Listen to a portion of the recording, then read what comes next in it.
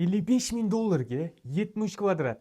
Remontlari svejiy holatda kvartiramiz sotilyapti. Olgan bo'larmidingiz? Menimcha aniq olardingiz. Qarang, bu uyimizni birinchi mehmonxonasi bo'ladi. Remontlariga bitta e'tibor bering. Juda ham chiroyli qilib ta'mirlardan chiqazib qo'yilgan. Xo'p, davom etamiz. Bu yoq tomonga kelganimizda yonida bitta bolalar uchun yotoqxona.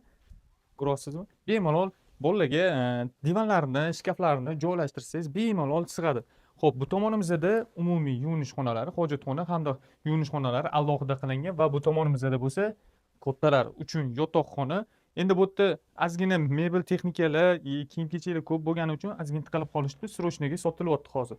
Bu yoqda asosiy kirish eshigimiz, ko'ryapsizmi? Keyingina prixoshkamiz bo'ylab yurib kelamiz. Bizda bu tomonimizda bo'lsa uyimizning oshxonasi joylashgan.